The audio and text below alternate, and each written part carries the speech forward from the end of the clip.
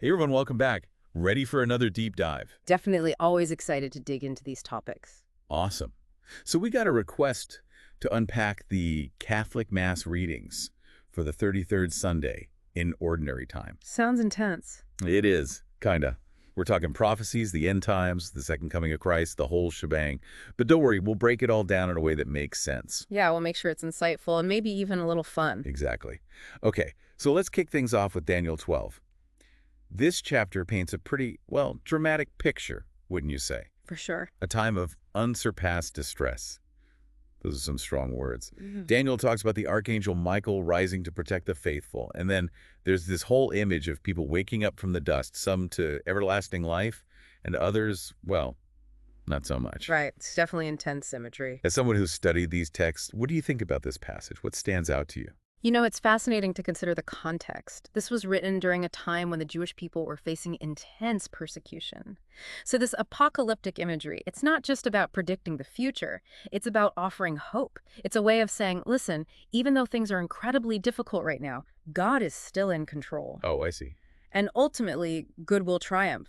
This idea of resurrection, of people rising from the dust, it speaks to this deep human longing for justice, for a world where things are made right. That makes a lot of sense. And it kind of ties into the hope that we see expressed in Psalm 16, right? Well, absolutely. This psalm talks about fullness of joys, delights forever in God's presence. It sounds like even in the face of death, there's a promise of something more, wouldn't you say? Exactly.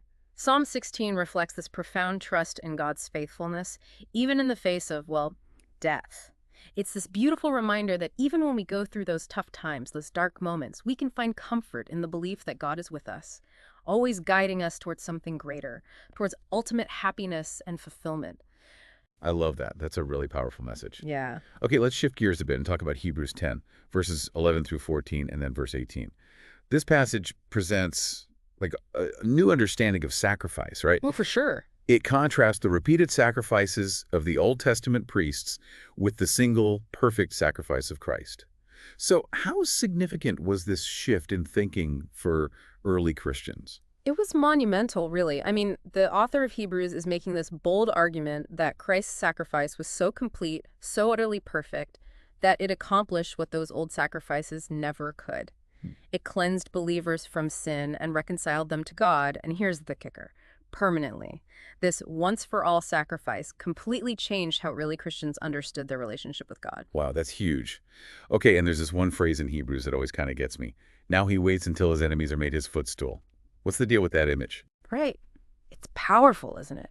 It's drawn from Old Testament traditions and ultimately conveys this message of ultimate victory.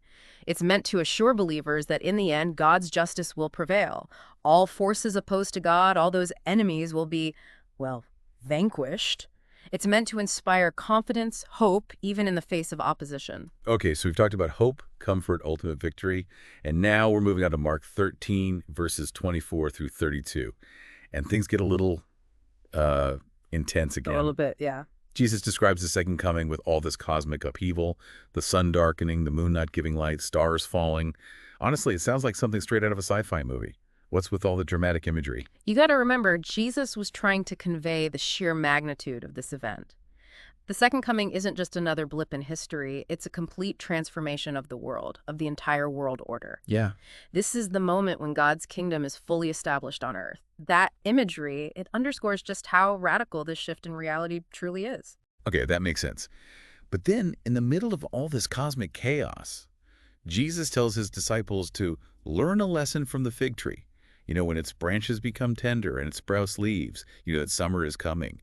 What's the connection there? How does a fig tree relate to the second coming? It's a brilliant analogy, don't you think? Yeah. Jesus is saying that just as we can observe those subtle changes in nature and recognize the changing seasons, we can also observe the signs of the times. Okay. And more importantly, we can prepare ourselves spiritually for his return. It's a call to be attentive, discerning, and ready.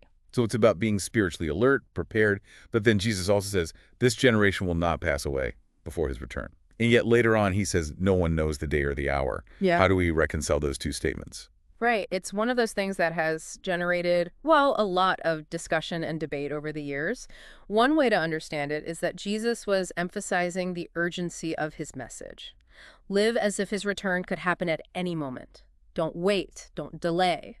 But he also makes it clear that we're not supposed to get caught up trying to predict the exact date. It's about living in a state of active readiness, focused on what truly matters. That's a powerful message.